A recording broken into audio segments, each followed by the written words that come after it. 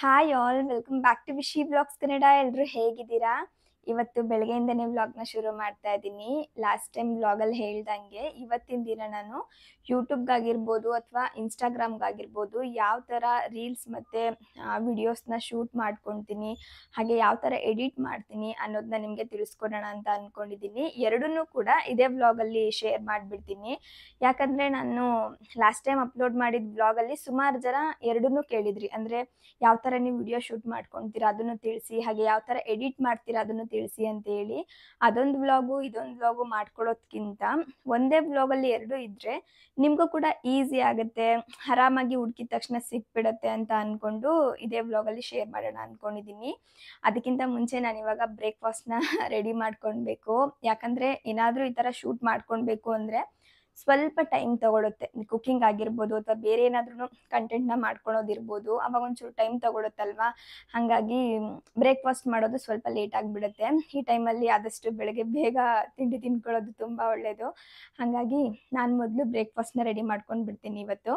ಇನ್ನು ಈ ಪ್ರೆಗ್ನೆನ್ಸಿ ಟೈಮಲ್ಲಿ ನಮಗಂತೂ ಸ್ವಲ್ಪ ಸುಸ್ತು ಹಾಗೆ ಸ್ಟ್ರೆಸ್ ಲೆವೆಲ್ ಎಲ್ಲ ಒಂಚೂರು ಜಾಸ್ತಿನೇ ಇರುತ್ತೆ. ಅದರಲ್ಲೂ ಕೂಡ ಈ ಥರ ವಿಡಿಯೋ ಶೂಟ್ ಎಲ್ಲ ಮಾಡ್ಕೊಳ್ಬೇಕು ಅಂದರೆ ನಾವು ಸ್ವಲ್ಪ ಕಾಮ್ ಆಗಿರಬೇಕು. ತುಂಬ ಸ್ಟ್ರೆಸ್ ಮಾಡ್ಕೊಂಡು ಮಾಡ್ಲಿಕ್ಕೆ ಹೋದರೆ ಯಾವುದು ಕೂಡ ಸರಿ ಹೋಗಲ್ಲ. ಮೊದಲು ನಾವು ಹೊಟ್ಟೆ ಫುಲ್ ಮಾಡ್ಕೊಂಡು ಬಿಡಬೇಕು. ಊಟ ಮಾಡ್ಕೊಂಡ್ಬಿಟ್ರೆ ಆಟೋಮೆಟಿಕ್ಕಾಗಿ ಎನರ್ಜಿ ಬಂದ್ಬಿಡುತ್ತೆ. ಹಿಂಗೆ ಟೈಮ್ ಆಯಿತು ಅಂತ ಹೇಳ್ಬಿಟ್ಟು ಅನ್ನನೋ ಚಪಾತಿನೋ ಮಾಡ್ಕೊಂಡು ತಿಂದ್ಬಿಟ್ಟು ಕೆಲಸ ಶುರು ಮಾಡ್ಕೊಳ್ಳಿಕ್ಕೂ ಕೂಡ ಆಗಲ್ಲ. ಯಾಕಂದರೆ ನಮ್ಮ ದೇಹಕ್ಕೆ ಸಿಗಬೇಕಾದಂತಹ ಎಲ್ಲ ಪೋಷಕಾಂಶಗಳು ಇದರಲ್ಲಿ ಸಿಗೋದಿಲ್ಲ. ಹಾಗಾಗಿ ನಾನು ಈ ಥರ ಮಿಲೆಟ್ಸ್ನ ಮಾಡ್ಕೊಂಡು ಬಿಡ್ತೀನಿ.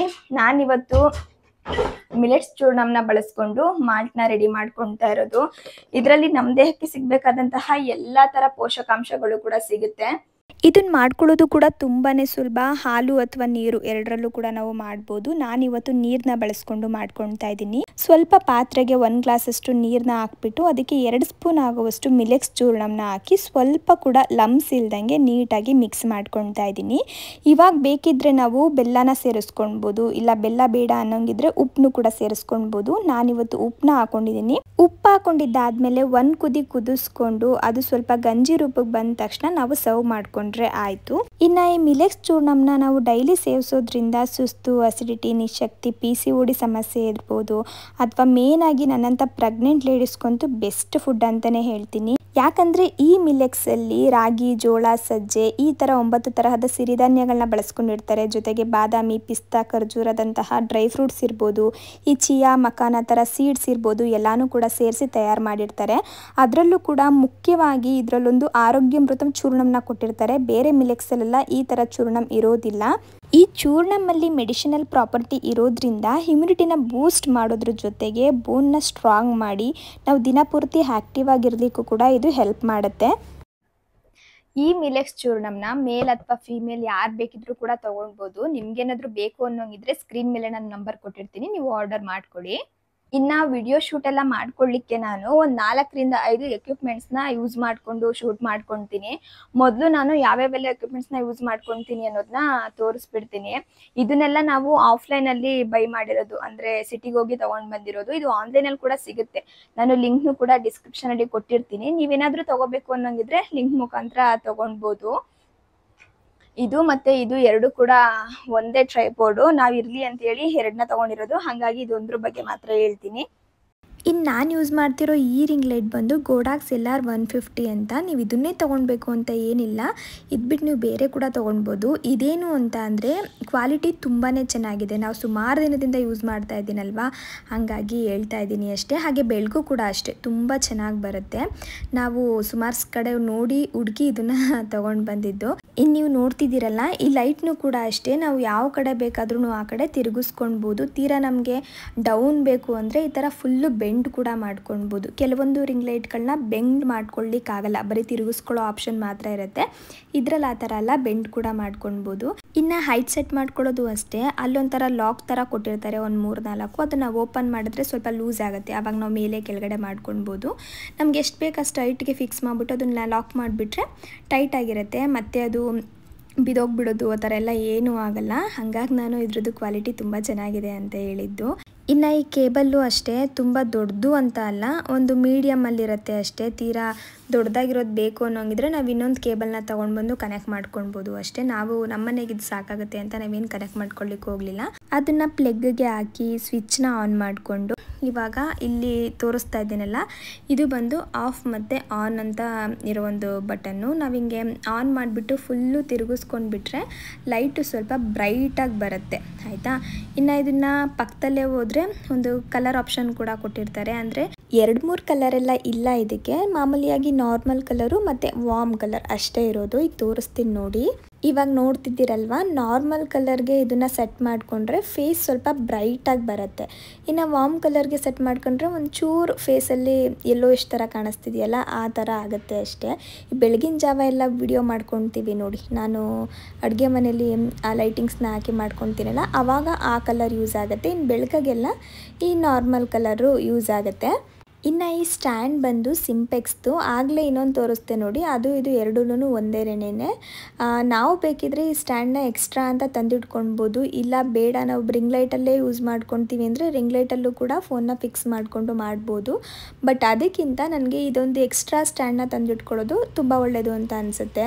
ಯಾಕಂದರೆ ನೀಟಾಗಿ ಬರುತ್ತೆ ವಿಡಿಯೋಸ್ ಎಲ್ಲ. ನಾವು ರಿಂಗ್ ಲೈಟ್ಗೆ ಹಾಕ್ಕೊಂಡು ಫೋನ್ನ ಕನೆಕ್ಟ್ ಮಾಡ್ಕೊಂಡು ಮಾಡ್ತೀವಿ ಅಂದರೆ ಕೆಲವೊಮ್ಮೆ ಫೋನೆಲ್ಲ ಬಿದ್ದೋಗ್ಬಿಡುತ್ತೆ. ಇದಾದರೆ ಆ ಥರ ಎಲ್ಲ ಬೀಳಲ್ಲ. ಒಂದ್ಸಲ ನಾವು ಈ ಥರ ಫೋನ್ನ ಫಿಕ್ಸ್ ಮಾಡಿಬಿಟ್ರೆ ನಾವು ವಿಡಿಯೋ ಮುಗಿಸಿ ನಾವೇ ಅದನ್ನು ಓಪನ್ ಮಾಡಬೇಕು, ಅಲ್ಲಿವರೆಗೂ ಒಂದು ಚೂರು ಕೂಡ ಅಲ್ಲಾಡಲ್ಲ. ಹಾಗಾಗಿ ನಾನು ಈ ಸ್ಟ್ಯಾಂಡ್ನ ಬಳಸ್ಕೊಳ್ಳೋದು. ಇದನ್ನು ಅಷ್ಟೇ, ನಾವು ಯಾವ ಕಡೆಗೆ ಬೇಕೋ ಆ ಕಡೆ ನೀಟಾಗಿ ರೊಟೇಟ್ ಮಾಡ್ಕೊಳ್ಬೋದು. ಅದನ್ನು ನಾನು ನಿಮಗೆ ತೋರಿಸ್ತಾ ಇದ್ದೀನಿ ನೋಡಿ. ಲ್ಯಾಂಡ್ಸ್ಕೇಪಲ್ಲಿ ಬೇಕು ಅನ್ನೋಂಗಿದ್ರೆ ಲ್ಯಾಂಡ್ಸ್ಕೇಪಲ್ಲಿ ಫಿಕ್ಸ್ ಮಾಡ್ಕೊಳ್ಬೋದು, ಪೋರ್ಟ್ರೇಟಲ್ಲಿ ಬೇಕು ಅನ್ನೋಂಗಿದ್ರೆ ಪೋರ್ಟ್ರೇಟಲ್ಲಿ ಮಾಡ್ಬೋದು. ಶಾರ್ಟ್ಸ್ ಎಲ್ಲ ಮಾಡ್ತೀವಿ ಅನ್ನೋಂಗಿದ್ರೆ ಈ ಥರ ಪೋರ್ಟ್ರೇಟಲ್ಲಿ ಶೂಟ್ ಮಾಡ್ಕೊಳ್ಳಿ. ಇಲ್ಲ ನಾವು ವ್ಲಾಗ್ಸ್ಗೆ ಶೂಟ್ ಮಾಡ್ಕೊತೀವಿ ಅಂದರೆ ಆಗಲೇ ತೋರಿಸಿದ್ನಲ್ಲ ಆ ಥರ ಲ್ಯಾಂಡ್ಸ್ಕೇಪಲ್ಲಿ ಯೂಸ್ ಮಾಡ್ಕೊಳ್ಳಿ. ಇನ್ನಿದು ಬಂದು ಇನ್ನೊಂದು ಟ್ರೈಪೋಡ್. ನಾನು ಸಾಮಾನ್ಯವಾಗಿ ಕಿಚನಲ್ಲಿ ಇದನ್ನು ಜಾಸ್ತಿ ಯೂಸ್ ಮಾಡ್ಕೊತೀನಿ, ಯಾಕಂದರೆ ಇದನ್ನು ಸೆಲ್ಫ್ಗೆ ನೀಟಾಗಿ ಫಿಕ್ಸ್ ಮಾಡ್ಕೊಂಡು ಬಿಡ್ಬೋದು ಅಂತ. ಇನ್ನಿದು ಬಂದು ಒಂದು ಸೆಲ್ಫಿ ಸ್ಟಿಕ್ ಥರ ಮಾಡಿಕೊಟ್ಟಿದ್ದಾರೆ. ಅಂದರೆ ಈ ಸ್ಟ್ಯಾಂಡ್ ಬರುತ್ತೆ ನೋಡಿ, ಆ ಸ್ಟ್ಯಾಂಡಲ್ಲೇ ಸ್ವಲ್ಪ ಅದನ್ನು ಕಟ್ ಮಾಡಿಕೊಂಡು ಅದಕ್ಕೆ ಇನ್ನೊಂದು ಕ್ಲ್ಯಾಂಪ್ ಥರ ಫಿಕ್ಸ್ ಮಾಡಿ ಹೆಂಗೋ ಒಂದು ಮಾಡಿಬಿಟ್ಟು ಒಂದು ಸೆಲ್ಫಿ ಸ್ಟಿಕ್ ಥರ ಮಾಡಿಕೊಟ್ಟಿದ್ದಾರೆ. ಏನಾದರೂ ನಾನು ಒಬ್ಬಳೇ ವಿಡಿಯೋ ಮಾಡ್ಕೊತಾ ಇದ್ದೀನಿ ಈಚೆ ಕಡೆ ಹೋಗಿ ಅನ್ನೋಂಗಿದ್ರೆ ಯೂಸ್ ಆಗಲಿ ಅಂತ ಹೇಳ್ಬಿಟ್ಟು. ಇನ್ನು ಈ ಗಿಂಬಲ್ ಬಂದು ಮೋಜಾ ಮಿನಿ ಗಿಂಬಲ್ ಅಂತ. ಇದು ತುಂಬಾ ಯೂಸ್ಫುಲ್ ಅಂತಲೇ ಹೇಳ್ತೀನಿ. ನಾವೇನಾದರೂ ಹೊರಗಡೆ ಹೋಗಿ ಶೂಟ್ ಮಾಡ್ಕೊಳ್ಬೇಕಂದ್ರೂ ಸರಿ, ಮನೇಲಾದರೂ ಸರಿ ತುಂಬಾ ಯೂಸ್ ಆಗುತ್ತೆ. ಇದು ಸ್ವಲ್ಪ ಕಾಸ್ಟ್ಲಿ. ಇಷ್ಟು ಎಕ್ವಿಪ್ಮೆಂಟ್ಸು ನಾನು ವಿಡಿಯೋ ಶೂಟ್ಗೆ ಅಂತ ಇಟ್ಕೊಂಡಿರೋವಂಥದ್ದು. ಇಷ್ಟೆಲ್ಲ ತೊಗೊಳ್ಬೇಕು ಅಂತ ಏನಿಲ್ಲ, ನೀವು ಬರೀ ಒಂದೇ ಒಂದು ರಿಂಗ್ ಲೈಟ್, ಒಂದೇ ಒಂದು ಸ್ಟ್ಯಾಂಡ್ ತೊಗೊಳ್ಳಿ ಅಷ್ಟೇ. ನನಗೆ ಆವಾಗ ಸ್ಟಾರ್ಟಿಂಗಲ್ಲಿ ಸರಿ ಗೊತ್ತಾಗ್ತಿರ್ತಿಲ್ಲ ಅಲ್ವಾ, ಹಾಗಾಗಿ ಒಂದು 2-3 ತೆಗೆದು ಇಟ್ಕೊಂಡ್ಬಿಟ್ಟಿದ್ದೆ ಅಷ್ಟೇ. ಇನ್ನು ಯಾವ ಥರ ನಾನು ವಿಡಿಯೋ ಮಾಡಬೇಕಾದ್ರೆ ಶೂಟ್ ಮಾಡ್ಕೊತೀನಿ ಅನ್ನೋದನ್ನು ಕೂಡ ತೋರಿಸ್ತೀನಿ. ಈಗ ನಾವೇನಾದ್ರೂ ಕ್ಯಾಮ್ರಾ ಮುಂದೆ ಇಂಟ್ರೊಡಕ್ಷನ್ ವ್ಲಾಗ್ನ ಶುರು ಮಾಡ್ತಾ ಇದ್ದೀವಿ ಅಂತ ಅಂದ್ಕೊಳ್ಳಿ, ಅಂದರೆ ಇಂಟ್ರೊಡಕ್ಷನ್ ತೊಗೊತಾ ಇದ್ದೀವಿ ಅಂತ ಅಂದ್ಕೊಳ್ಳಿ. ಆವಾಗ ನಾವೊಬ್ಬರೇ ಇದ್ದೀವಿ, ನಮಗೆ ಹೆಲ್ಪ್ಗೆ ಯಾರೂ ಇಲ್ಲ ಅಂದರೆ ಮೊದಲು ನಾವು ಸೆಟ್ ಮಾಡ್ಕೊಳ್ಬೇಕು. ಫಸ್ಟು ರಿಂಗ್ ಲೈಟ್ನ ಸೆಟ್ ಮಾಡ್ಕೊಂಡು ಬಿಡಬೇಕು. ಅದಾದಮೇಲೆ ಫೋನ್ನು ಕೂಡ ಈ ಥರ ಫಿಕ್ಸ್ ಮಾಡಿ ಒಂದು ಸಲ ನಾವು ನೋಡಬೇಕು, ನಾವು ನಿಂತಿರೋ ಪೊಸಿಷನ್ ಎಲ್ಲ ಕರೆಕ್ಟಾಗಿದೆಯಾ, ನಮ್ಮದು ವಿಡಿಯೋ ಚೆನ್ನಾಗಿ ಬರ್ತಾ ಇದೆಯಾ, ಹಾಗೆ ನಮ್ಮ ಮಾತಾಡ್ತಿರೋ ವಾಯ್ಸು ನೀಟಾಗಿ ಕೇಳಿಸ್ತಾ ಇದೆಯಾ, ಬ್ಯಾಕ್ಗ್ರೌಂಡಲ್ಲಿ ಏನಾದರೂ ನಾಯ್ಸ್ ಇದೆಯಾ, ಇದನ್ನೆಲ್ಲ ನಾವು ನೋಡ್ಕೊಳ್ಬೇಕಾಗತ್ತೆ. ಸಾಮಾನ್ಯವಾಗಿ ತುಂಬ ನಾಯ್ಸ್ ಇದೆ ಅಂದಾಗ ಮೈಕ್ನ ಯೂಸ್ ಮಾಡ್ಕೊಳ್ಳಿ. ನಾನು ಕೂಡ ಇವತ್ತು ಇಲ್ಲಿ ನೋಡ್ತಿರ್ಬೋದು ನೀವು ಮೈಕ್ನ ಹಾಕ್ಕೊಂಡಿದ್ದೀನಿ. ಮೈಕ್ ಯೂಸ್ ಮಾಡಿಬಿಟ್ರೆ ಏನಾಗುತ್ತೆ ಗೊತ್ತಾ, ಬ್ಯಾಕ್ಗ್ರೌಂಡಿಂದು ನಾಯ್ಸ್ ಏನೂ ಕೇಳಿಸಲ್ಲ, ನೀಟಾಗಿ ವಿಡಿಯೋ ಬರುತ್ತೆ. ಇನ್ನು ವಿಡಿಯೋ ಮಾಡುವಾಗ ನಾನು ಸಿನಿಮೆಟಿಕ್ನ ಸೆಲೆಕ್ಟ್ ಮಾಡ್ಕೊತೀನಿ. ಸಿನಿಮೆಟಿಕ್ ಸೆಲೆಕ್ಟ್ ಮಾಡ್ಕೊಂಡ್ರೆ ಹಿಂದೆ ಎಲ್ಲ ಬ್ಲರ್ ಆಗಿ ನಾನು ಮಾತ್ರ ಫೋಕಸ್ ಆಗ್ತೀನಿ ಅಂತ ಹೇಳ್ಬಿಟ್ಟು. ಇವಾಗ ಒಂದು ವಿಡಿಯೋ ಶಾರ್ಟ್ ಮುಗ್ದಿದ ತಕ್ಷಣ ಬಂದು ಇನ್ನೊಂದ್ಸಲ ಚೆಕ್ ಮಾಡ್ಕೊತೀನಿ ಎಲ್ಲ ಸರಿಗೆ ಬಂದಿದೆಯಾ ಬಂದಿಲ್ವಾ ಅಂತೇಳಿ. ಅಕಸ್ಮಾತ್ ಸರಿಗೆ ಬಂದಿಲ್ಲ ಅಂದರೆ ಮತ್ತೆ ನಾನು ರೀಟೇಕ್ ತೊಗೋಬೇಕಾಗತ್ತೆ. ಇವಾಗ ನೋಡ್ತಿದ್ದೀರಲ್ಲ, ವಿಡಿಯೋ ಆಪ್ಷನ್ ಏನಾದರೂ ನಾವು ಇಟ್ಕೊಂಡು ವಿಡಿಯೋನ ಶೂಟ್ ಮಾಡಿಕೊಂಡ್ರೆ ಬ್ಯಾಕ್ಗ್ರೌಂಡಲ್ಲಿ ಏನಿದೆ ಅದೆಲ್ಲ ಹಿಂಗೆ ನೀಟಾಗಿ ಕಾಣಿಸುತ್ತೆ. ಸಿನಿಮೆಟಿಕ್ನ ಯೂಸ್ ಮಾಡಿದ್ರೆ ಆಗಲೇ ನೋಡಿದಾಗೆ ಬ್ಯಾಕ್ಗ್ರೌಂಡ್ ಎಲ್ಲ ಸ್ವಲ್ಪ ಬ್ಲರ್ ಆಗಿ ನಾವು ಮಾತ್ರ ಫೋಕಸ್ ಆಗ್ತೀವಿ, ಸ್ವಲ್ಪ ಫೇಸು ಕೂಡ ಬ್ರೈಟಾಗಿ ಕಾಣಿಸುತ್ತೆ. ಇನ್ನಾಗಲೇ ಇದೊಂದು ಗಿಂಬಲ್ನ ತೋರಿಸಿದ್ನಲ್ಲ, ಇದ್ರದ್ದು ಏನೊಂದು ಅಡ್ವಾಂಟೇಜ್ ಅಂತ ಅಂದರೆ ಇದು ಫೇಸ್ನ ಡಿಟೆಕ್ಷನ್ ಮಾಡುತ್ತೆ. ಅಂದರೆ ಫೇಸ್ ಡಿಟೆಕ್ಷನ್ ಮಾಡಿಕೊಂಡು ಆಟೋಮೆಟಿಕ್ಕಾಗಿ ನಾವು ಯಾವ ಕಡೆ ಮೂವ್ ಆಗ್ತೀವಿ ನೋಡಿ ಆ ಕಡೆ ಅದು ಕೂಡ ರೊಟೇಟ್ ಆಗಿ ಕ್ಯಾಪ್ಚರ್ ಮಾಡುತ್ತೆ. ನಾವು ಹೆಂಗೆ ಬೇಕಾದರೂ ಓಡಾಡಿಕೊಂಡು ಮಾತಾಡ್ಬೋದು. ನಾವು ಹೋಗಿದ್ದ ಕಡೆ ಎಲ್ಲ ಕ್ಯಾಮ್ರಾನು ಕೂಡ ಈ ಥರ ತಿರುಗ್ತಾ ಇರುತ್ತೆ. ನೀವಿಲ್ಲಿ ನೋಡ್ಬೋದು, ಅಬ್ಸರ್ವ್ ಮಾಡ್ಬೋದು. ನಾನು ಯಾವ ಕಡೆ ಓಡಾಡ್ಕೊಂಡು ಮಾತಾಡ್ತಾ ಇದ್ದೀನಿ, ಕ್ಯಾಮ್ರಾನು ಕೂಡ ಅದೇ ಕಡೆ ತಿರುಗ್ತಾ ಇದೆ. ಇದೊಂದು ನಮಗೆ ಬೆನಿಫಿಟ್ ಅಂತಲೇ ಹೇಳ್ಬೋದು. ಯಾರ್ದು ಕೂಡ ಹೆಲ್ಪ್ ಇಲ್ಲದೆ ನಾವು ಈ ಥರ ವಿಡಿಯೋನ ಕ್ಯಾಪ್ಚರ್ ಮಾಡ್ಕೊಳ್ಬೋದು. ನಾನು ಸಾಮಾನ್ಯವಾಗಿ ಇದನ್ನು ಬಳಸ್ಕೊಳಲ್ಲ, ಯಾಕಂದರೆ ಸ್ವಲ್ಪ ಟೈಮ್ ತೊಗೊಳುತ್ತೆ ಆ ಸೆಟ್ಟಿಂಗ್ಸ್ ಎಲ್ಲ ಮಾಡ್ಕೊಳ್ಳಿಕ್ಕೆ.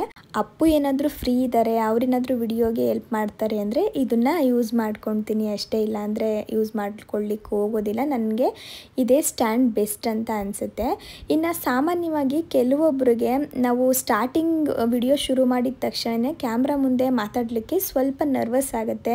ಸುಮಾರು ಸಲ ಟೇಕ್ ತೊಗೊಳ್ತಾ ಇರ್ತೀವಿ, ಯಾಕಪ್ಪ ಇದೆಲ್ಲ ಮಾಡಲಿಕ್ಕಾಗಲ್ಲಪ್ಪ, ನನಗೊಂಥರ ಮುಜುಗರ ಆಗುತ್ತೆ ಅಂತ ಕೆಲವೊಬ್ಬರು ಅಂದ್ಕೊಳ್ತಿರ್ತಾರೆ.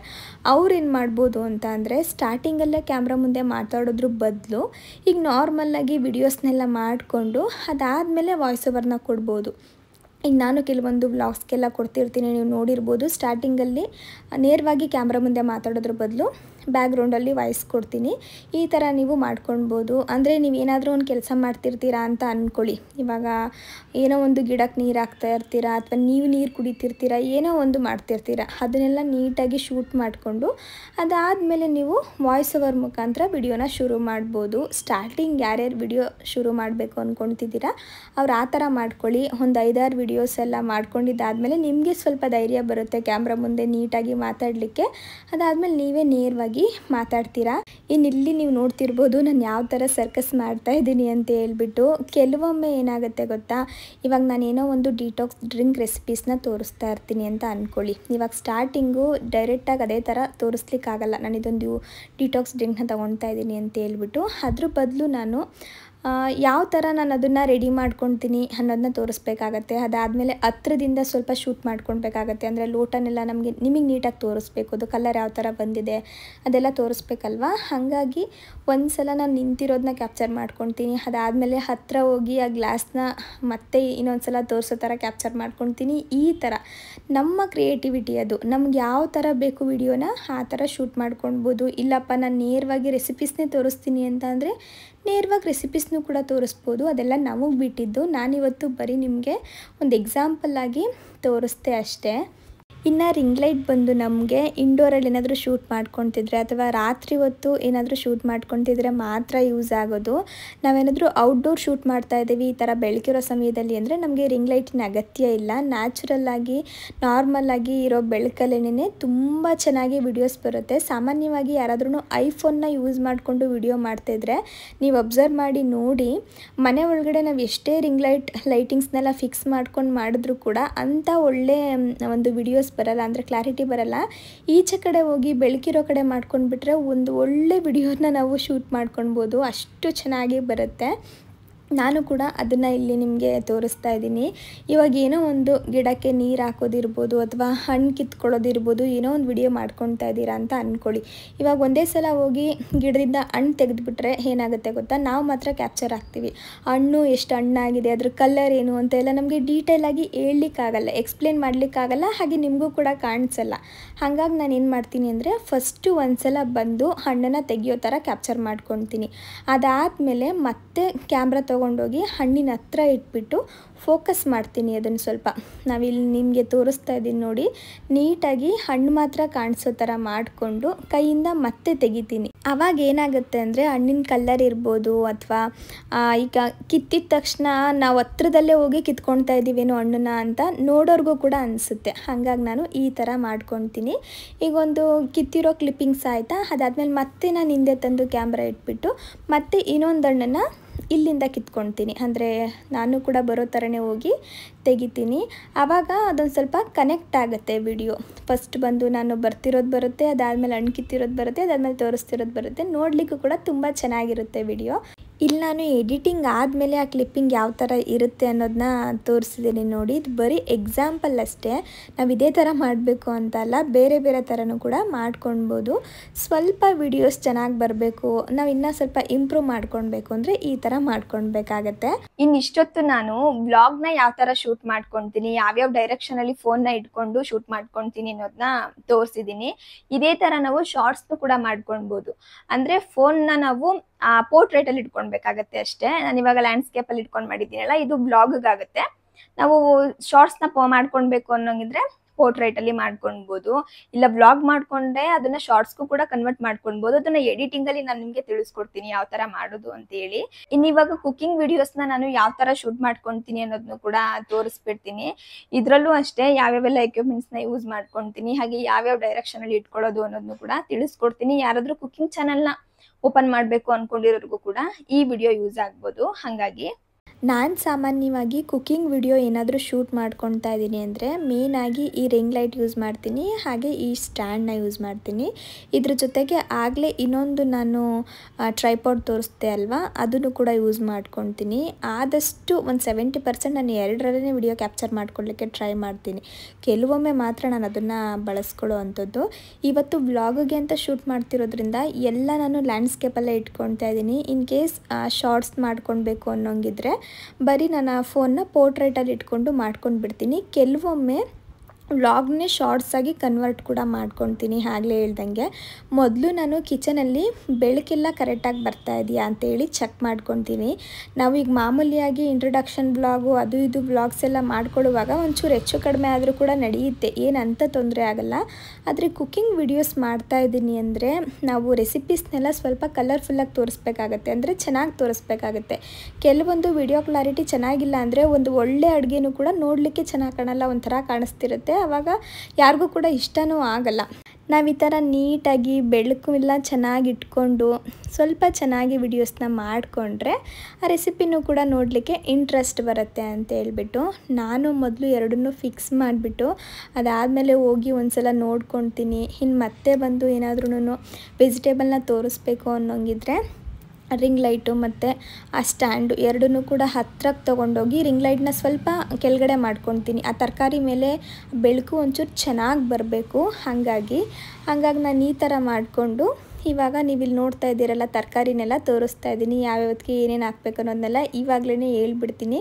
ಕೆಲವೊಮ್ಮೆ ಏನು ಮಾಡ್ಕೊತೀನಿ ಅಂದರೆ ನೇರವಾಗಿ ಅಡುಗೆಗೆ ಹಾಕುವಾಗ ಹೇಳ್ತೀನಿ. ಅದು ನಮ್ಮ ಇಷ್ಟ, ನಮ್ಗೆ ಹೆಂಗೆ ಬೇಕು ಹಂಗೆ ನಾವು ಮಾಡ್ಕೊಳ್ಬೋದು.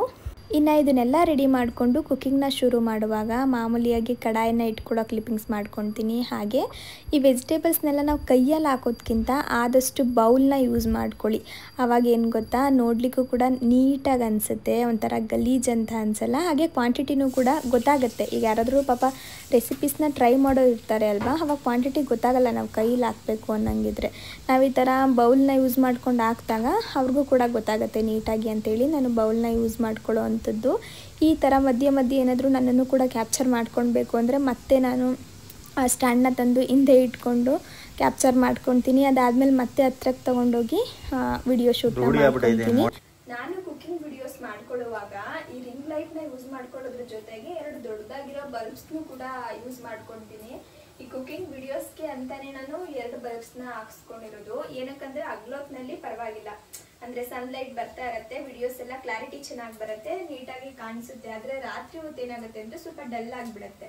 ಇದೊಂದೇ ರಿಂಗ್ ಲೈಟ್ ನಮಗೆ ಸಾಲೋದಿಲ್ಲ, ಒಂಚೂರು ವಿಡಿಯೋ ಕ್ಲಾರಿಟಿ ಕೂಡ ಕಮ್ಮಿ ಆಗಿಬಿಡುತ್ತೆ.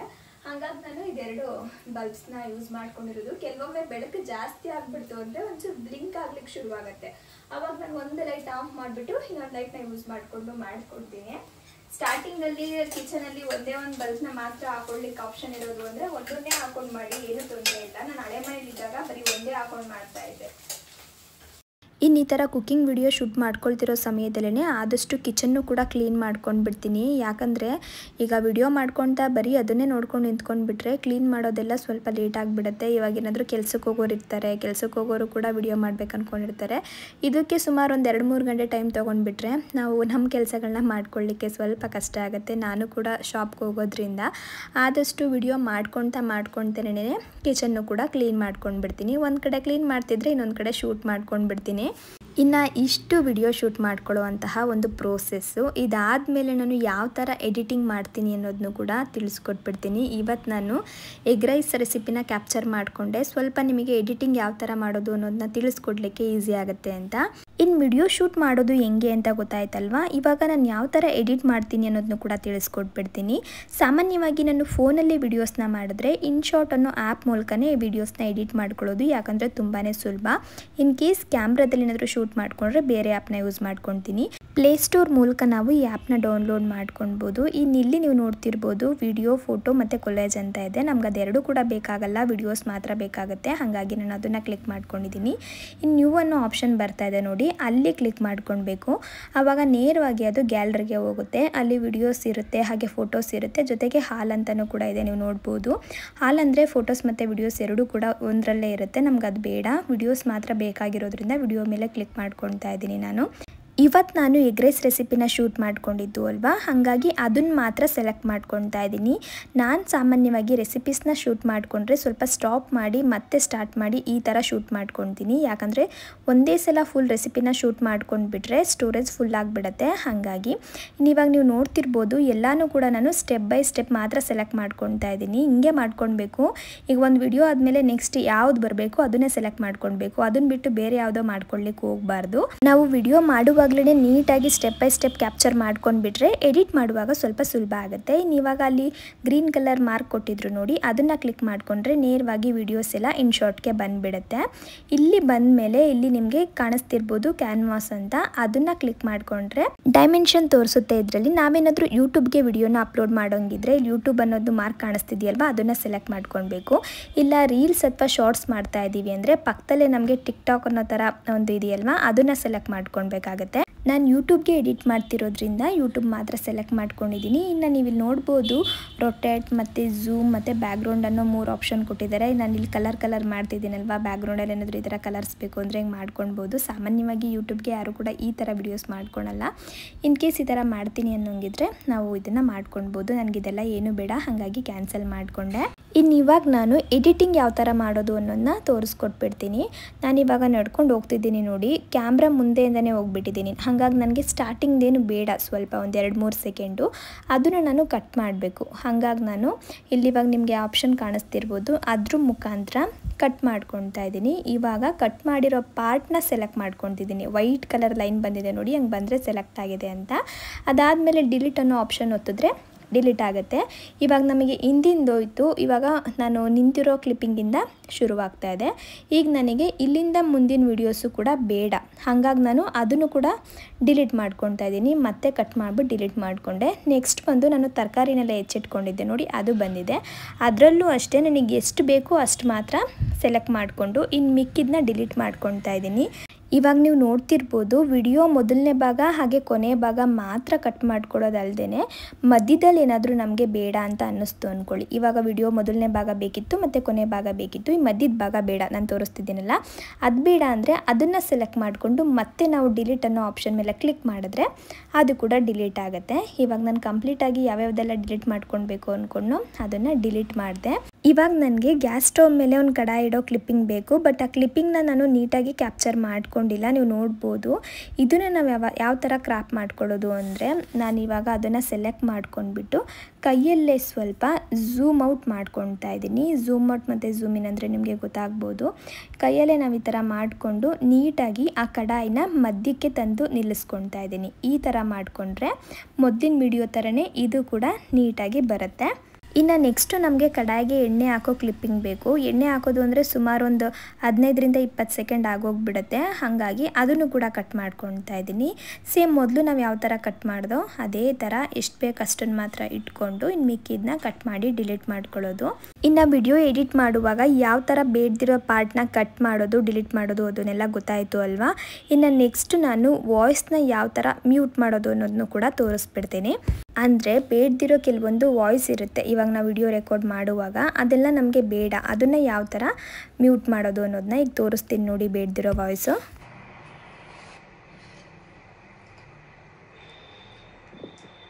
ಇವಾಗ ನಿಮಗೆ ಕೇಳಿಸ್ತಲ್ಲ ಈ ನಾಯ್ಸು, ಇದು ಬೇಕು ಅಂದರೆ ಜಾಸ್ತಿ ಮಾಡ್ಕೊಳ್ಬೋದು, ಬೇಡ ಅಂದರೆ ಕಡಿಮೆ ಮಾಡ್ಕೊಳ್ಬೋದು.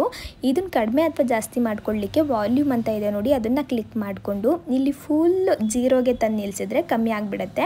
ಜಾಸ್ತಿ ಬೇಕು ಅಂದರೆ ಮುಂದೆ ಇದನ್ನು ಮೂವ್ ಮಾಡ್ಕೊಳ್ಬೋದು. ಎಲ್ಲ ವಿಡಿಯೋದಲ್ಲಿರೋ ನಾಯ್ಸ್ ಕೂಡ ತೆಗಿಬೇಕು ಅಂದರೆ ಒಂದೇ ಸಲ ನೀವು ಇಲ್ಲಿ ಕ್ಲಿಕ್ ಮಾಡ್ಕೊಳ್ಳಿ. ಮೇಲ್ಗಡೆ ಡಬಲ್ ಮಾರ್ಕ್ ಕಾಣಿಸ್ತಿದೆಯಲ್ಲ, ಅಲ್ಲಿ ಅಪ್ಲೈ ಟು ಆಲ್ ಅಂತ ಬರುತ್ತೆ. ಎಲ್ಲದಕ್ಕೂ ಅಪ್ಲೈ ಮಾಡಿಬಿಟ್ಟು ರೈಟ್ ಮಾರ್ಕ್ನ ಕ್ಲಿಕ್ ಮಾಡಿದ್ರೆ ಎಲ್ಲದರಲ್ಲಿರೋ ನಾಯ್ಸ್ ಕೂಡ ಕಂಪ್ಲೀಟಾಗಿ ಹೋಗ್ಬಿಡುತ್ತೆ. ತೋರಿಸ್ತೀನಿ. ನೋಡಿದ್ರಲ್ವ, ಎಲ್ಲ ಕೂಡ ಮ್ಯೂಟ್ ಆಯಿತು. ಇನ್ ಕೇಸ್ ಇಲ್ಲಿ ಏನಾದರೂ ನಾವು ನೇರವಾಗಿ ಕ್ಯಾಮ್ರಾ ಮುಂದೆ ಮಾತಾಡಿದರೆ ಅದು ಬೇಕು ಅನ್ನೋಂಗಿದ್ರೆ ಅದನ್ನು ನಾವು ಸ್ವಲ್ಪ ವಾಯ್ಸ್ನ ರೈಸ್ ಮಾಡ್ಕೊಳ್ಬೋದು, ಆಯಿತಾ. ಇನ್ನಿವಾಗ ಎಗ್ ರೈಸ್ಗೆ ಮೆಣಸಿನ್ಕಾಯಿ ಎಲ್ಲ ಹಾಕಿದ್ಮೇಲೆ ಈರುಳ್ಳಿ ಕೂಡ ಸೇರಿಸ್ಕೊಂಡು ಅದನ್ನು ಸ್ವಲ್ಪ ಫ್ರೈ ಮಾಡ್ಕೊಳ್ಳೋದನ್ನ ತೋರಿಸ್ಬೇಕು ಅಲ್ವಾ. ಇವಾಗ ಫ್ರೈ ಮಾಡ್ಕೊಳ್ಳೋ ಸಮಯದಲ್ಲಿ ಜಾಸ್ತಿ ಟೈಮ್ ಆಗಿಬಿಡುತ್ತೆ, ಒಂದು 40ರಿಂದ 50 ಸೆಕೆಂಡ್ವರೆಗೂ ಕೂಡ ಆಗುತ್ತೆ. ನನಗೆ ಅಷ್ಟೊಂದು ಇಲ್ಲಿ ಅಪ್ಲೋಡ್ ಮಾಡಲಿಕ್ಕೆ ಬೇಡ ಅನಿಸಿದ್ರೆ ಇಲ್ಲಿ ಸ್ಪೀಡ್ ಅಂತ ಇದೆ ನೋಡಿ, ಆ ಸ್ಪೀಡ್ ಮೇಲೆ ಕ್ಲಿಕ್ ಮಾಡಿ ಯಾವ ವಿಡಿಯೋನ ಸ್ಪೀಡ್ ಮಾಡಬೇಕು ಅದನ್ನು ಸೆಲೆಕ್ಟ್ ಮಾಡಿಕೊಂಡು ನಮಗೇನಾದರೂ ಸ್ಲೋ ಮೋಷನ್ ಬೇಕು ಇದು ಅನ್ನೋಂಗಿದ್ರೆ ಇಲ್ಲಿ 0.12 ಅಂತ ಇದೆಯಲ್ವಾ, ಅಲ್ಲಿಗೆ ಫುಲ್ ಅದನ್ನು ಎಳ್ಕೊಂಡೋಗಿ ಬಿಡಬೇಕಾಗತ್ತೆ. ಆವಾಗ ನೀವು ಇಲ್ಲಿ ನೋಡ್ತಿರ್ಬೋದು ಫುಲ್ ಸ್ಲೋ ಮೋಷನ್ ವಿಡಿಯೋ ಬರ್ತಾ ಇದೆ. ನಮಗಿದು ಬೇಡ, ನಮಗೆ ಸ್ಪೀಡ್ ಆಗಿರೋದು ಬೇಕು ಅನ್ನೋಂಗಿದ್ರೆ ಮತ್ತೆ ಅದನ್ನು ಕ್ಲಿಕ್ ಮಾಡಿಕೊಂಡು ಇವಾಗ ಅದೇ ಒಂದು ವೈಟ್ ಕಲರಲ್ಲಿ ಬಾಲ್ ಥರ ಕಾಣಿಸ್ತಿದೆಯಲ್ಲ, ಅದನ್ನು ತೊಗೊಂಡು ಬಂದು ಇಲ್ಲಿ ಮುಂದಕ್ಕೆ ನಿಲ್ಲಿಸಿದ್ರೆ ಸ್ವಲ್ಪ ಸ್ಪೀಡ್ ಆಗುತ್ತೆ. ನಮ್ಗೆ ಇನ್ನೂ ಸ್ಪೀಡ್ ಬೇಕು ಅಂದರೆ ಲಾಸ್ಟ್ ನಾವು ಎಂಡ್ವರೆಗೂ ಕೂಡ ನಿಲ್ಲಿಸ್ಬೋದು. ನಮ್ಗೆ ಅಷ್ಟೊಂದು ಬೇಡ, ಸಾಮಾನ್ಯವಾಗಿ ಯಾವಾಗಲೂ ಕೂಡ 1.10, 20, 30 ಇಷ್ಟು ನಿಲ್ಲಿಸ್ಕೊಳ್ಳಿ ಸಾಕು. ಇನ್ನು ಅದನ್ನು ಅಷ್ಟೇ, ಅದರಲ್ಲಿ ಏನಾದರೂ ವಿಡಿಯೋಸ್ ಬೇಡ ನಮಗೆ ಅನ್ನೋಂಗಿದ್ರೆ ಅದನ್ನು ಕೂಡ ಹಿಂಗೆ ಸೆಲೆಕ್ಟ್ ಮಾಡಿಕೊಂಡು ಮತ್ತೆ ಡಿಲೀಟ್ ಮಾಡ್ಕೊಳ್ಬೋದು. ಇನ್ನು ನಾನು ಅರ್ಧ ವಿಡಿಯೋಸ್ನ ಸೆಲೆಕ್ಟ್ ಮಾಡ್ಕೊಂಡಿದ್ದೆ, ಅದೆಲ್ಲ ಎಡಿಟ್ ಆಯ್ತಲ್ವ. ಮತ್ತೆ ನಮಗೆ ವಿಡಿಯೋಸ್ನ ಆ್ಯಡ್ ಮಾಡ್ಕೊಳ್ಬೇಕು ಅಂದರೆ ಅಲ್ಲಿ ರೆಡ್ ಕಲರ್ ಪ್ಲಸ್ ಪಾಯಿಂಟ್ ಕಾಣಿಸ್ತಿದೆಯಲ್ವ, ಅದನ್ನು ಕ್ಲಿಕ್ ಮಾಡಿದ್ರೆ ವಿಡಿಯೋ ಆಪ್ಷನ್ ಬರುತ್ತೆ. ಅವಾಗ ನೇರವಾಗಿ ನಾವು ಗ್ಯಾಲರಿಗೆ ಹೋಗಿ ಮತ್ತೆ ನಮ್ಗೆ ಇನ್ನು ಯಾವ್ಯಾವೆಲ್ಲ ವಿಡಿಯೋಸ್ ಬೇಕು ಅದನ್ನು ನಾವು ಮತ್ತೆ ಸೆಲೆಕ್ಟ್ ಮಾಡ್ಕೊಳ್ಬೇಕಾಗತ್ತೆ. ಇವಾಗ ನಾನು ಕಂಪ್ಲೀಟಾಗಿ ಎಲ್ಲನೂ ಕೂಡ ಸೆಲೆಕ್ಟ್ ಮಾಡ್ಕೊಂಡ್ಬಿಡ್ತೀನಿ. ಇವಾಗ ನಾನು ಮೊದಲು ಯಾವ ಥರ ತೋರಿಸ್ತೆ ನೋಡಿ, ಅದೇ ಥರ ಎಲ್ಲ ವಿಡಿಯೋಸ್ನೂ ಕೂಡ ನೀಟಾಗಿ ಎಡಿಟ್ ಮಾಡ್ಕೊಂಡು ಬಿಡ್ತೀನಿ. ಇನ್ನು ಇವಾಗ ನೋಡ್ತಿದ್ದೀರಲ್ವ, ಎಲ್ಲ ಕ್ಲಿಪ್ಪಿಂಗ್ಸ್ನೂ ಕೂಡ ನಾನು ಇವಾಗ ನೀಟಾಗಿ ಎಡಿಟ್ ಮಾಡ್ಕೊಂಡಿದ್ದಾಯಿತು. ಸುಮಾರು ಒಂದು 8 ನಿಮಿಷ ಇದ್ದಿದ್ದ ವಿಡಿಯೋ 1.5 ನಿಮಿಷಕ್ಕೆ ಬಂದಿದೆ. ಅಷ್ಟೂ ನಾನು ಕಟ್ ಮಾಡಿ ಬೇಕಾಗಿರೋ ಪಾರ್ಟ್ ಮಾತ್ರ ಇಲ್ಲಿ ಇಟ್ಕೊಂಡಿದ್ದೀನಿ. ಹಾಗೆ ಇನ್ನೊಂದು ಕೂಡ ಇಲ್ಲಿ ತಿಳಿಸ್ಬಿಡ್ತೀನಿ, ಇಲ್ಲೊಂದು ಪಿಪ್ ಅನ್ನೋದೊಂದು ಆಪ್ಷನ್ ಕೊಟ್ಟಿದ್ದಾರೆ ನೋಡಿ. ಇದೇನು ಅಂತ ಅಂದರೆ ನಮ್ಗೆ ಇನ್ ಕೇಸ್ ಅಲ್ಲಿ ಯಾವುದಾದ್ರೂ ಒಂದು ಫೋಟೋಸ್ನ ಆ್ಯಡ್ ಮಾಡಬೇಕು ಅಂತ ಅಂದ್ಕೊಳ್ಳಿ. ಇವಾಗ ಏನೋ ಒಂದು ಯೋಗದೇ ಅಂತ ಅಂದ್ಕೊಳ್ಳಿ, ಅಥವಾ ಏನೋ ಒಂದು ರೆಸಿಪಿದೆ ಅಂದ್ಕೊಳ್ಳಿ, ಫೋಟೋಸ್ನ ಆ್ಯಡ್ ಮಾಡಬೇಕು ಅಂದರೆ ಆ ಫಿಪ್ ಮೇಲೆ ಕ್ಲಿಕ್ ಮಾಡಿಬಿಟ್ಟು ನಾವು ಈ ಥರ ಸ್ಕ್ರೀನ್ ಮೇಲೆ ತೊಗೊಂಡು ಬಂದು ನಿಲ್ಲಿಸ್ಕೊಳ್ಬೋದು. ಅದಾದಮೇಲೆ ಇದನ್ನು ಅಷ್ಟೇ ಸೇಮ್ ನಮಗೆ ಎಷ್ಟು ಸೆಕೆಂಡ್ ಬೇಕು ಅಷ್ಟು ಮಾತ್ರ ಇಟ್ಕೊಂಡು ಇನ್ನು ಮಿಕ್ಕಿದ್ದನ್ನ ಡಿಲೀಟ್ ಮಾಡ್ಕೊಳ್ಬೋದು. ಏನಾದರೂ ನೀವು ಫೋಟೋಸ್ನ ಇಲ್ಲಿ ಪ್ಲೇಸ್ ಮಾಡಬೇಕು ಅನ್ನೋಂಗಿದ್ರೆ ಈ ಆಪ್ಷನ್ ಕೂಡ ನಮಗೆ ಯೂಸ್ ಆಗುತ್ತೆ. ಇನ್ನಿವಾಗ ಇದೆಲ್ಲ ಆಯ್ತಲ್ವಾ, ಇವಾಗ ನಾನು ಇದೇ ವಿಡಿಯೋಸ್ನ ಯಾವ ಥರ ಯೂಟ್ಯೂಬ್ ಶಾರ್ಟ್ಸ್ಗೆ ಅಥವಾ ಇನ್ಸ್ಟಾಗ್ರಾಮ್ ರೀಲ್ಸ್ಗೆ ಎಡಿಟ್ ಮಾಡ್ಕೊತೀನಿ ಅಂತ ತೋರಿಸ್ತೀನಿ. ಮತ್ತು ನಾನು ಅದೇ ಆಪ್ಷನ್ನ ಸೆಲೆಕ್ಟ್ ಮಾಡ್ಕೊಂಡಿದ್ದೀನಿ. ಅಂದರೆ ಆಗಲೇ ನಾನು ತೋರಿಸ್ನಲ್ಲ ಟಿಕ್ಟಾಕ್ ಅನ್ನೋ ಥರ ಇದೆ ನೋಡಿ ಅಂತ ಹೇಳ್ಬಿಟ್ಟು ಅದನ್ನು ಕ್ಲಿಕ್ ಮಾಡಿಕೊಂಡು ಸ್ವಲ್ಪ ವಿಡಿಯೋನ ಝೂಮ್ ಔಟ್ ಮಾಡ್ಕೊಳ್ತಾ ಇದ್ದೀನಿ. ಅಂದರೆ ನಾವಿರೋ ಕಡೆನೇ ಅದು ಬರಬೇಕು ಕ್ಲಿಪ್ಪಿಂಗ್, ಆ ಥರ ಮಾಡ್ಕೊಂಡಿದ್ದೀನಿ. ಈಗ ತರಕಾರಿ ಕಟ್ ಮಾಡಿರೋದು ಇರ್ಬೋದು, ಒಂದು ಅರ್ಧ ಈರುಳ್ಳಿ ಬಂದಿರೋದು ಮತ್ತು ಇನ್ನೊಂದು ಅರ್ಧ ಟೊಮೊಟೊ ಬಂದಿರೋದು, ಈ ಥರ ಮಾಡ್ಕೊಳ್ತೀನಿ ನಾನು. ಆವಾಗ ನೋಡಲಿಕ್ಕೂ ಕೂಡ ವಿಡಿಯೋ ಚೆನ್ನಾಗಿ ಅನಿಸುತ್ತೆ ಅಂತ ಹೇಳ್ಬಿಟ್ಟು ನಾನು ಸಾಮಾನ್ಯವಾಗಿ ಯೂಟ್ಯೂಬ್ಗೆ ಅಂತ ಫುಲ್ ಎಡಿಟಿಂಗ್ ಮಾಡ್ಕೊಂಡ್ಬಿಟ್ಟು ಅದನ್ನು ಡೌನ್ಲೋಡ್ ಮಾಡ್ಕೊಂಡಿದ್ದು ಆದಮೇಲೆ ಮತ್ತೆ ನಾನು ಇನ್ಸ್ಟಾ ರೀಲ್ಸ್ಗೆ ಮತ್ತೆ ಇದನ್ನು ಕ್ರಾಪ್ ಮಾಡ್ಕೊತೀನಿ. ಅಂದರೆ ಆಗಲೇ ಝೂಮ್ ಔಟ್ ಝೂಮ್ ಇನ್ ಮಾಡಿಕೊಂಡೆ ನೋಡಿ, ಆ ಥರ ಮಾಡ್ಕೊತೀನಿ. ಆವಾಗ ಬೇಗ ಕೆಲಸ ಮುಗ್ದೋಗ್ಬಿಡುತ್ತೆ ಅಂತ ಹೇಳ್ಬಿಟ್ಟು ಮತ್ತೆ ವಿಡಿಯೋಸ್ನ ಹುಡ್ಕೋ ನೆಸೆಸಿಟಿ ಇರಲ್ಲ. ಇನ್ನಿವಾಗ ಈ ವಿಡಿಯೋದಲ್ಲಿ ಏನೋ ಒಂದು ವಸ್ತು ಹೈಡ್ ಮಾಡಬೇಕು, ನಮ್ಗೆ ಅದು ಇಷ್ಟ ಇಲ್ಲ, ಅದನ್ನು ಯೂಟ್ಯೂಬಲ್ಲಿ ತೋರಿಸ್ಬಾರ್ದು ಅಂತ ಅಂದ್ಕೊಳ್ಳಿ. ಆವಾಗ ನಾನು ಅಲ್ಲಿ ಸ್ಟಿಕ್ಕರ್ಸ್ ಅನ್ನೋ ಒಂದು ಆಪ್ಷನ್ ಕೊಟ್ಟಿದ್ದಾರಲ್ಲ, ಅದನ್ನು ಸೆಲೆಕ್ಟ್ ಮಾಡಿಕೊಂಡು ಯಾವುದೋ ಒಂದು ಎಮೋಜ್ನ ತೊಗೊಂಡು ಬಂದು ಆ ಪ್ಲೇಸ್ ಮೇಲೆ ನಿಲ್ಲಿಸ್ತೀನಿ. ಆವಾಗ ನಮಗದು ಹೈಡ್ ಆಗುತ್ತೆ. ಇದನ್ನು ಅಷ್ಟೇ ನಮಗೆ ಎಷ್ಟು ಬೇಕು ಅಷ್ಟು ಮಾತ್ರ ಸೆಲೆಕ್ಟ್ ಮಾಡಿಕೊಂಡು ಮಿಕ್ಕಿದ್ನ ಡಿಲೀಟ್ ಮಾಡ್ಕೊಳ್ಬೋದು. ಇನ್ನು ನೆಕ್ಸ್ಟ್ ನಾವು ವಾಯ್ಸ್ ಓವರ್ ಕೊಡಬೇಕು ಅಥವಾ ಸ್ಟಾರ್ಟಿಂಗಲ್ಲಿ ಮ್ಯೂಸಿಕ್ನ ಪ್ಲೇ ಮಾಡಬೇಕು ಅನ್ನೋಂಗಿದ್ರೆ ಅಲ್ಲಿ ಮ್ಯೂಸಿಕ್ ಅನ್ನೋ ಆಪ್ಷನ್ ಇದೆ ನೋಡಿ, ಅದನ್ನು ಕ್ಲಿಕ್ ಮಾಡ್ಕೊಳ್ಬೇಕಾಗತ್ತೆ. ನೇರವಾಗಿ ಅದು ಇಲ್ಲಿ ಕರ್ಕೊಂಡು ಬರುತ್ತೆ. ಇಲ್ಲಿ ಮ್ಯೂಸಿಕ್ಗೆ ಕ್ಲಿಕ್ ಮಾಡಿಕೊಂಡ್ರೆ ಈಗಾಗಲೇ ನಾವು ಡೌನ್ಲೋಡ್ ಮಾಡ್ಕೊಂಡು ಇಟ್ಕೊಂಡಿರೋ ಯೂಟ್ಯೂಬ್ ಮ್ಯೂಸಿಕ್ಗಳು ಸಿಗುತ್ತೆ. ನಮಗೆ ಯಾವ್ದು ಬೇಕು ಅದನ್ನು ಸೆಲೆಕ್ಟ್ ಮಾಡಿಕೊಂಡು ಎಲ್ಲಿಗೆ ಬೇಕು ಅಲ್ಲಿಗೆ ಪ್ಲೇಸ್ ಮಾಡ್ಕೊಳ್ಬೋದು. ಇದನ್ನು ಕೂಡ ಮ್ಯೂಸಿಕ್ನ ಸೆಲೆಕ್ಟ್ ಮಾಡಿಕೊಂಡು ಎಷ್ಟು ಬೇಕು ಅಷ್ಟು ಇಟ್ಕೊಂಡು ಮಿಕ್ಕಿದ್ನ ಡಿಲೀಟ್ ಮಾಡ್ಕೊಳ್ಬೋದು. ನನಗೆ ಈ ವಿಡಿಯೋಗೆ ಮ್ಯೂಸಿಕ್ ಬೇಡ, ಹಾಗಾಗಿ ಕಂಪ್ಲೀಟಾಗಿ ಡಿಲೀಟ್ ಮಾಡ್ಕೊಂಡ್ಬಿಟ್ಟೆ. ಇನ್ನು ವಾಯ್ಸ್ ಓವರ್ ಕೊಡಲಿಕ್ಕೆ ಇಲ್ಲಿ ರೆಕಾರ್ಡ್ ಅನ್ನೋದೊಂದು ಆಪ್ಷನ್ ಕೊಟ್ಟಿರ್ತಾರೆ, ಅದನ್ನು ನಾವು ಕ್ಲಿಕ್ ಮಾಡ್ಕೊಳ್ಬೇಕು. ಇಲ್ಲಿ ನಾವು ವಾಯ್ಸ್ ಓವರ್ ಕೊಡಲಿಕ್ಕೆ ಅಲ್ಲಿ ರೆಡ್ ಕಲರ್ ಬಟನ್ ಥರ ಕೊಟ್ಟಿದ್ದಾರೆ ನೋಡಿ, ಅದ್ರ ಮೇಲೆ ಕ್ಲಿಕ್ ಮಾಡಿ ಒಂದು 3 ಸೆಕೆಂಡ್ ಆದಮೇಲೆ ಅದು ಆನ್ ಆಗುತ್ತೆ. ಆವಾಗ ನಾವು ವಾಯ್ಸ್ ಓವರ್ನ ಕೊಡ್ಬೋದು. Hi all, welcome back to Vishi blogs Kannada. ಎಲ್ಲರೂ ಹೇಗಿದ್ದೀರಾ? ಇವತ್ತು ನಾನು ಬೆಳಗಿನ ತಿಂಡಿಗೆ ಸಿಂಪಲ್ಲಾಗಿ ಯಾವ ಥರ ಎಗ್ ರೈಸ್ ಮಾಡೋದು ಅನ್ನೋದನ್ನ ತಿಳಿಸ್ಕೊಡ್ತಾ ಇದ್ದೀನಿ. ಇದಕ್ಕೆ ನಾನು ಏನೇನೆಲ್ಲ ಇಂಗ್ರೀಡಿಯೆಂಟ್ಸ್ನ ತೊಗೊಂಡಿದ್ದೀನಿ ಅಂತ ಇಲ್ಲಿ ತೋರಿಸ್ತಿದ್ದೀನಿ, ನೀವು ನೋಡ್ತಿರ್ಬೋದು. ಇನ್ನಿಷ್ಟು ವಾಯ್ಸ್ ಓವರ್ ಕೊಟ್ಟ ಮೇಲೆ ನನಗೆ ಸ್ವಲ್ಪ ಬ್ರೇಕ್ ತೊಗೋಬೇಕು ಅನ್ನಿಸ್ತು, ಹಾಗಾಗಿ ಸ್ಟಾಪ್ ಮಾಡಿ ರೈಟ್ ಕ್ಲಿಕ್ನ ಮಾಡ್ಕೊಂಡಿದ್ದೀನಿ. ಇವಾಗ ಸ್ಟಾರ್ಟಿಂಗಲ್ಲಿ 1-2 ಸೆಕೆಂಡು ಸೈಲೆಂಟ್ ಆಗಿದೆ ವಿಡಿಯೋ. ಹಾಯ್ ಆಲ್, ಕೇಳಿಸ್ತಲ್ವಾ? ನಮಗದು ಸೈಲೆಂಟಾಗಿರೋ 1-2 ಸೆಕೆಂಡು ಅದು ಬೇಡ, ಅದನ್ನು ನಾವು ಕಟ್ ಮಾಡಬೇಕು. ಅದಕ್ಕೆ ನಾನು ಮತ್ತೆ ಆ ವಾಯ್ಸ್ ಓವರ್ ಕೊಟ್ಟಿರುವಂತಹ ಈ ರೆಡ್ ಕಲರ್ ಬರ್ತಿದೆ ನೋಡಿ, ಒಂದು ಲೈನ್ ಥರ, ಅದನ್ನು ಕ್ಲಿಕ್ ಮಾಡ್ಕೊತೀನಿ. ಕ್ಲಿಕ್ ಮಾಡಿಕೊಂಡು ಸೇಮ್ ನಾವು ವಿಡಿಯೋನ ಎಡಿಟ್ ಮಾಡಬೇಕಾದ್ರೆ ಯಾವ ಥರ ಕಟ್ ಮಾಡ್ತಾ ಇದ್ದೋ ನೋಡಿ, ಅದೇ ಥರ ಕಟ್ ಮಾಡಿಬಿಟ್ಟು ವಾಯ್ಸ್ ಓವರ್ ಕೊಟ್ಟಿರೋದನ್ನ ಸ್ಟಾರ್ಟಿಂಗಿಂದನೇ ಬರಲಿಕ್ಕೆ ಮೂವ್ ಮಾಡ್ಕೊತಾ ಇದ್ದೀನಿ. ಇವಾಗ ಮೊದಲು ಕೂಡ ಎಲ್ಲೂ ಗ್ಯಾಪ್ ಬರಲ್ಲ, ಇನ್ನು ಮಧ್ಯದಲ್ಲೂ ಕೂಡ ಎಲ್ಲೂ ಗ್ಯಾಪ್ ಕೊಟ್ಟಿಲ್ಲ ನಾನು. ಇನ್ನು ಲಾಸ್ಟಲ್ಲಿ 1-2 ಸೆಕೆಂಡ್ ಮತ್ತೆ ಗ್ಯಾಪ್ ಆಗಿಬಿಟ್ಟಿದೆ, ಹಾಗಾಗಿ ಅದನ್ನು ಕೂಡ ಸೆಲೆಕ್ಟ್ ಮಾಡಿಕೊಂಡು ಮತ್ತೆ ಡಿಲೀಟ್ ಮಾಡ್ಕೊತಾ ಇದ್ದೀನಿ. ಇನ್ನಿವಾಗ ನೆಕ್ಸ್ಟು ನಾನು ಬ್ರೇಕ್ ತೊಗೊಂಡಿದ್ದಾದಮೇಲೆ ಮತ್ತೆ ವಾಯ್ಸ್ ಓವರ್ನ ಕೊಡ್ತಾ ಇದ್ದೀನಿ. ಮತ್ತೆ ಅದೇ ಥರ ಸೆಲೆಕ್ಟ್ ಮಾಡಿಕೊಂಡು ಕಂಟಿನ್ಯೂ ಮಾಡ್ಕೊಂಡು ಹೋಗೋದು ಅಷ್ಟೇ. ಇಲ್ಲೂ ಅಷ್ಟೇ, ಅಲ್ಲಿ ಇಲ್ಲಿ ಏನಾದರೂ ಸ್ವಲ್ಪ ಗ್ಯಾಪ್ ಕೊಡ್ತು ಅಂದರೆ ಕಟ್ ಮಾಡಿಕೊಂಡು ಮತ್ತೆ ಅಟ್ಯಾಚ್ ಮಾಡ್ಕೊಳ್ಬೋದು. ಇನ್ನೆಲ್ಲದಕ್ಕೂ ಕೂಡ ಕಂಪ್ಲೀಟಾಗಿ ಇದೇ ಥರ ವಾಯ್ಸ್ ಓವರ್ನ ಕೊಡೋದು. ಆದಷ್ಟು ನಾವು ಫೋನ್ನ ಹತ್ರ ಇಟ್ಕೊಳ್ಬೇಕಾಗತ್ತೆ. ಈ ಥರ ಹತ್ರ ಇಟ್ಕೊಂಡು ವಾಯ್ಸ್ ಓವರ್ ಕೊಡೋದ್ರಿಂದ ನೀಟಾಗಿ ವಾಯ್ಸು ಕೂಡ ಕೇಳಿಸುತ್ತೆ. ಹಾಗಾಗಿ ಇನ್ನು ವಿಡಿಯೋ ಎಡಿಟಿಂಗ್ ಮಾಡೋದಿರ್ಬೋದು, ವಾಯ್ಸ್ ಓವರ್ ಕೊಡೋದಿರ್ಬೋದು, ಎಲ್ಲ ಕೂಡ ಮುಗ್ದೋಯ್ತು, ಬೇಗನೆ ಆಗೋಗ್ಬಿಡುತ್ತೆ. ಇನ್ನು ಇದನ್ನು ಡೌನ್ಲೋಡ್ ಮಾಡ್ಕೊಳ್ಬೇಕು ಈ ವಿಡಿಯೋನ, ಹಾಗಾಗಿ ಅಲ್ಲಿ ರೈಟ್ ಮಾರ್ಕ್ ಇತ್ತಲ್ಲ ಅದನ್ನು ಕ್ಲಿಕ್ ಮಾಡ್ಕೊಂಡಿದ್ದೀನಿ.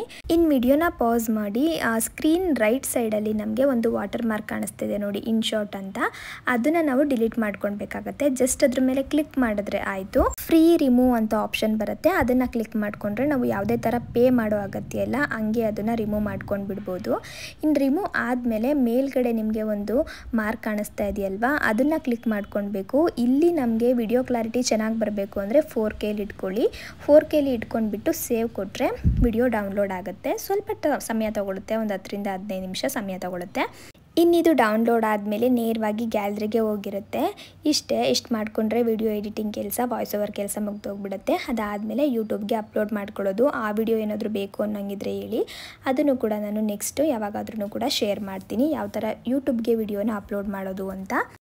ಇನ್ನಿವಾಗ ನೀವು ನೋಡಿದ್ರಲ್ಲ, ವಿಡಿಯೋ ಶೂಟ್ ಮಾಡ್ಕೊಳ್ಳೋದಿರ್ಬೋದು, ವಿಡಿಯೋ ಎಡಿಟಿಂಗ್ ಮಾಡ್ಕೊಳ್ಳೋದಿರ್ಬೋದು, ಸ್ವಲ್ಪ ಸ್ಟಾರ್ಟಿಂಗಲ್ಲಿ ಕಷ್ಟ ಅಂತ ಅನಿಸುತ್ತೆ, ಆದರೆ ಹೋಗ್ತಾ ಹೋಗ್ತಾ ರೂಢಿ ಆಗೋಗ್ಬಿಡುತ್ತೆ. ಏನಾದರೂ ಒಂದು ನಾವು ಮಾಡಬೇಕು ಅಂದ್ಕೊಂಡ್ರೆ ಕಷ್ಟಪಡಲೇಬೇಕು ಅಲ್ವಾ. ಸ್ಟಾರ್ಟಿಂಗ್ ಕಷ್ಟ ಆದರೂ ತೊಂದರೆ ಇಲ್ಲ ಅಂತ ಅಂದ್ಕೊಂಡಿದ್ರೆ ಖಂಡಿತ ಯೂಟ್ಯೂಬ್ ಚಾನಲ್ನ ಶುರು ಮಾಡ್ಕೊಳ್ಳಿ. ಆದರೆ ಯಾರೇ ಆಗಿರ್ಬೋದು, ಚಾನಲ್ ಶುರು ಮಾಡಿದ ತಕ್ಷಣ ಅರ್ನ್ ಮಾಡಬೇಕು ಅನ್ನೋದನ್ನ ತಲೆಯಲ್ಲಿ ಇಟ್ಕೊಳ್ದೇನೆ ನಾವು ಕಂಟೆಂಟ್ನ ಚೆನ್ನಾಗಿ ಕೊಡಬೇಕು, ಜನರಿಗೆ ರೀಚ್ ಆಗೋ ಥರ ಏನಾದರೂ ಒಂದು ಕಂಟೆಂಟ್ ಕ್ರಿಯೇಟ್ ಮಾಡಬೇಕು ಅನ್ನೋದನ್ನ ಇಟ್ಕೊಂಡು ವಿಡಿಯೋನ ಶುರು ಮಾಡಿ, ಖಂಡಿತ ಸಕ್ಸಸ್ ಆಗೇ ಆಗುತ್ತೆ.